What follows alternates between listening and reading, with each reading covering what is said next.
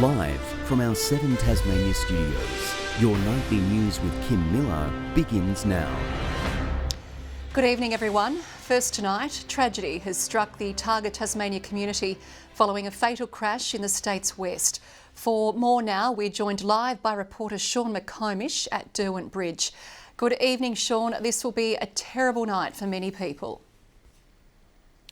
Well, good evening, Kim. The Targa community is in a state of shock and sadness tonight.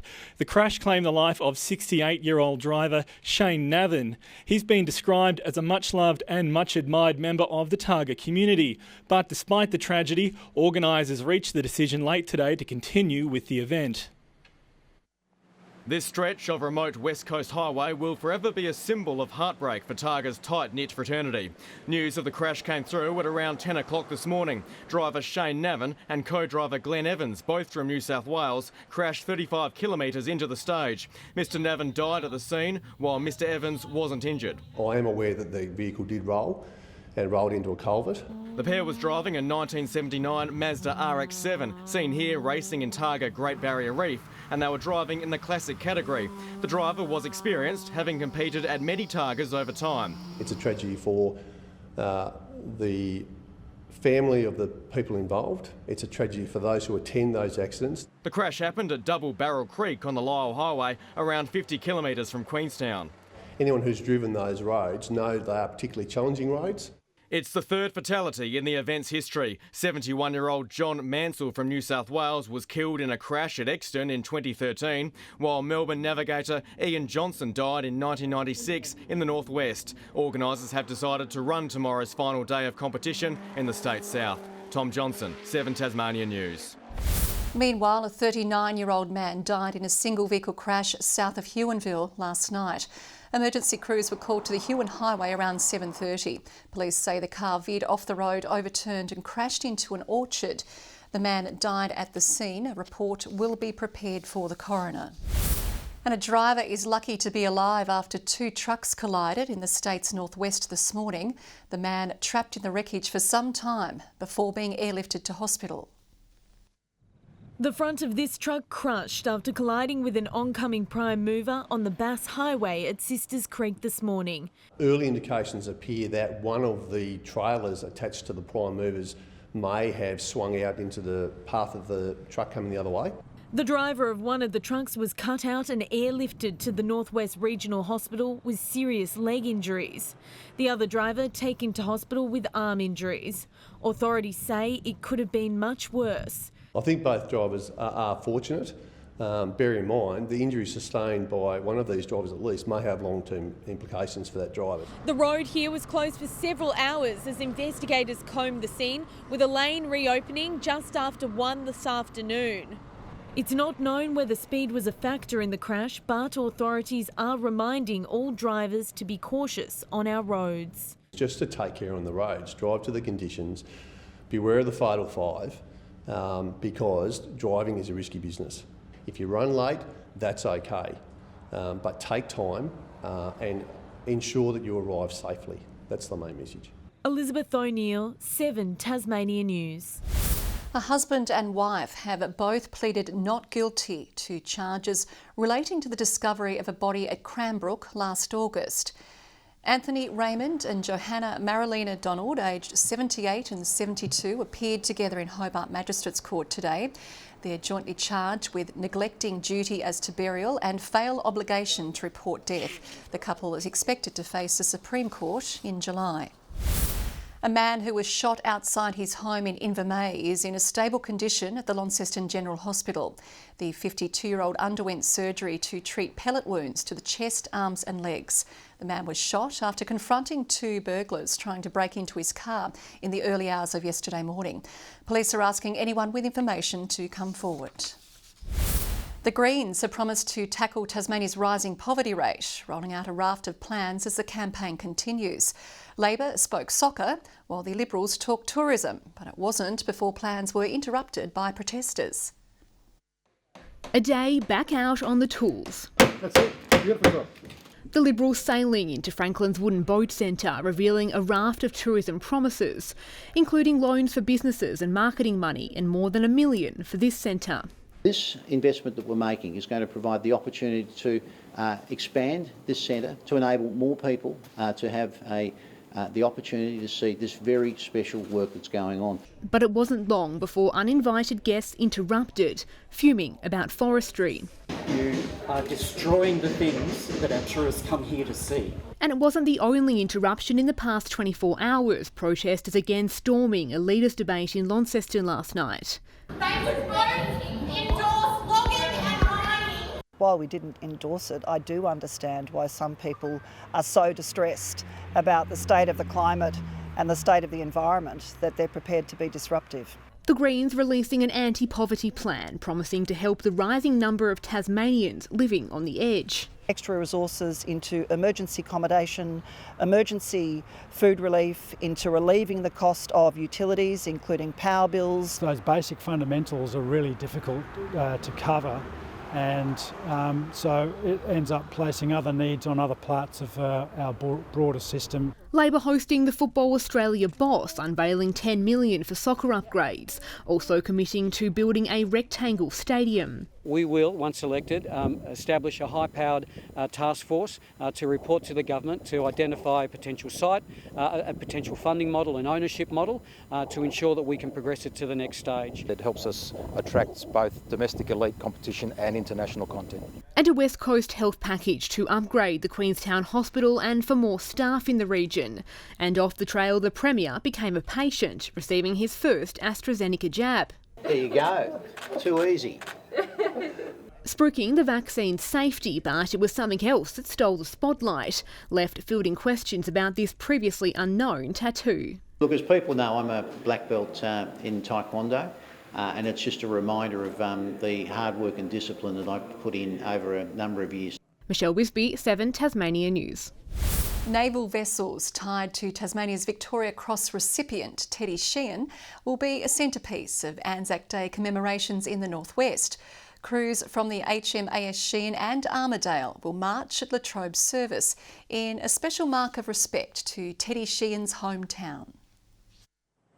The HMAS Armidale's motto is Stand Firm, something Teddy Sheehan's family represents in spades. This will be their first Anzac Day since Teddy was awarded the Victoria Cross. The ship, so closely tied to his heroics, made a special detour from Darwin. The ship has a long history and we've proudly displayed Teddy's painting in our main passageway on board. Armidale was the ship which Teddy strapped himself to, firing at enemy forces until his last breath. On Sunday, the crews of Armidale and HMAS Sheehan will pay their respects by marching in Latrobe's parade. They'll also form the Catafalque Party. It's not often that we get to bring a patrol boat down here, especially for such a big occasion. After feeling so distant last year, 2021's Anzac Day will be a much tighter affair. I think as a result of last year, people are more anxious to be able to get out and do what's normal, or as far as normal as we can get this year. But services will still be scaled down. Launceston RSL is expecting 500 people to march as schools, scouts and guides are kept outside the march. Only those people who are direct descendants of ex-servicemen and women are able to participate. Services in Hobart are also going ahead. Hobart's RSL says 2020's Remembrance Day is an indication of the interest to come. It was noteworthy that there were, for example, at least 30 wreath layers. I think last year, people, politicians, people from various walks of organisations took that advantage to actually come to the cenotaph and pay the respect. Tom Johnson, 7 Tasmania News. The final day of the National Fly Fishing Championships has seen the country's best anglers hit Tasmanian rivers and lakes. Competitors cast a line at 4 locations in the Central Highlands and Western Tiers as they looked to take the crown. As anglers hit the water on the final day of the National Fly Fishing Championships, the fish were biting. 44 anglers hitting the Meander and Mersey rivers, Penstock Lagoon and Arthur's Lake, many from the mainland having to adjust to our conditions. The lakes can turn up anything from a mayfly hatch where the fish are eating insects off the surface, or they can be down deep eating smaller fish. This week's weather, a major challenge. It was very cold yesterday. We had a really cold day up on the lakes, but it was hard work. The conditions yesterday were a bit rough, very windy and rainy. Found it pretty difficult to catch the fish, but, you know, That's it. That's all part of it, I guess. Yeah. The youngest competitor, 16-year-old Finn McDowell, who says the competition has been a learning curve. Just the amount of fish you start catching once you're using these new techniques, you know, like the learning curve is insane. It's crazy from when you start comp fishing. These national championships follow the World Championships being held in Tasmania in 2019. Anglers from all over the globe fished the same waters that hosted this week's event. Josh Duggan, 7 Tasmania News. In the TSL, Kingborough's coach says the attention of Anzac Day football will be a good test for his young side. The Tigers host Glenorchy in the Sunday afternoon contest. It's good to see how guys react, you know, when there's attention and excitement around the game, because when you start playing consistent finals footy, you've got to be able to rise to that. We don't try and compare sport and war, but we just understand there's that responsibility that these people were our ancestors, and you know, we want to make sure that we live up to the tradition that they created and the way that they did our nation proud. George O'Neill and Marcus Gardner are in for the Tigers. The Pies recalling Brady Simpson and Bailey Bester. Now, as you may have seen at the top of our bulletin, Tiger Tasmania has been rocked by the death of driver Steve Navan on the state's west coast today. Organisers have decided to go ahead with tomorrow's final day of racing as planned. Burnie's Ed Maguire has a comfortable 2-minute lead after claiming 4 of today's 6 stages. Tomorrow's competition starts and ends in Hobart. A 10-man Western United has held on for a draw in the second of its A-League matches at UTAS Stadium. This Lockie Wales stunner cancelled out Wellington's opener in the 27th minute, but United's task was made more difficult just before half-time. He's going to be sent off here. It's a second yellow for Brendan Hamill in first half stoppage time. With the extra man, Wellington controlled the second half but couldn't break through. And for our Friday flashback, this week marks 40 years since Devonport was officially declared a city, and that same year, 1981, Devonport would clutch the North West Football Union trophy in a heated clash with Penguin.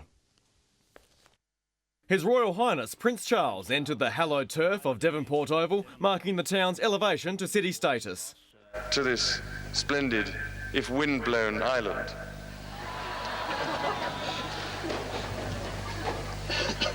He wasn't the only royalty on the coast that year, with Collingwood's Phil Manasseh running out for Devonport. Once again we see one player without a top, without a Penstock Distributors tracksuit top. And Penstock Distributors got their money's worth. Against the reigning champion Penguin, the contest was spiteful. Brett has not moved. Give me right, David. Penguin slotted the first 2, but the bear-like Manasseh was there. Oh, you got caught. Well tackled, Phil Manasseh. That's inspiration if you want it, Devonport. Inspiration from the other end as well, a booming torpedo off the boot of Penguin legend Bill Fielding. The fans shook their Penguins, the commentator shook his head. Given the mark after touch 3 players' hands and a 15-metre penalty, why no one will ever know. An umpire Alderson runs over and plays handy-pandy instead of getting on with the game. As I said before, they're making our footballers into sissies. The game became a farce. Here's the goal umpire getting involved behind play. He wasn't even there when the goal was kicked. And a goal it is, and another player has been flattened behind the play. Well, that's the way it goes. In the wash-up, the Magpies held on for a 15-point win. They have come from every part of the ground. Devonport's first grand final appearance in nearly 2 decades proved to be one of its most memorable. Goal umpires in the biff. You've got the commentary team going absolutely wild. I mean, Kim, what would Prince Charles think of that spectacle? I reckon he wondered what the heck are they playing here in Tasmania, and I reckon he was thinking, how short do they wear their shorts? For goodness sake, the 70s have a lot to answer for. Good evening. Cressy, St Helens, Friendly Beaches and Launceston now warmest today with 17 degrees, Hobart 14, Burnie and Devonport 16. Temperatures continued their below average stance. King and Flinders Island 16, Bushy Park 15, Grove and Strawn 14, Lyawini a high of 7. The westerly stream had cloud bringing showers to the west, central and south, but no big falls across the state today. Extensive coverage over southern Australia along with the Southern Ocean. High level cloud streamed over southern WA, an active band of cloud over Queensland. Tomorrow the high looks after most of the country. Weak troughs lie near WA and Tasmania. Now the winds, they get a bit blowy over the south. West to southwesterlies at 15 to 25 knots to 30 knots over southern waters, swells to 5 metres. Strong wind warning in the lower east from Wineglass Bay to Low Rocky Point. Forecast for tomorrow, 16 for Hobart, a possible light shower. Showers for Maydena, 13 also for Oatlands, a morning shower clearing. Launceston partly cloudy and 19, 17 the top for Devonport. Lyonweenie looking for 7 again. Burnie partly cloudy and 16, 15 the top for Strawn, a showery day there, and also for Marrawar, 15 the top. And for St Helens, 19 and partly cloudy. Swansea, 17 and 16 the high for Orford. On Sunday, a shower over Strawn and King Island, otherwise fine and partly cloudy. Mostly fine on Monday, once again a shower over the west, and on Tuesday, mainly fine with northwesterly winds, the chance of a shower over western areas. Partly cloudy in Perth and Adelaide, a shower over Melbourne, a frost to kick Canberra off tomorrow, a sunny 23 in Sydney and fine in Brisbane. Partly cloudy in Hobart, it's 14 degrees, clear in Launceston but cool and 11 right now, and Devonport mostly clear and 12. Well, a plethora of sport over Tasmania over the last couple of weeks, and a lot of AFL games over the next month and a half, with of course on Sunday, Anzac Day, we've got Hawthorn taking on the Adelaide Crows, but tomorrow at Caulfield, Kim, our little darling of racing, still a star, steps out in race 8 at Caulfield in a $140,000 race, and it's a good chance to win, so let's follow that up. Okay, will do. Thank you very much, Murph. Well, that is all your news for now. I'll be back later with updates. You can join Louise and the team over the weekend. But for now, on behalf of the entire 7 Tasmania News team, good night.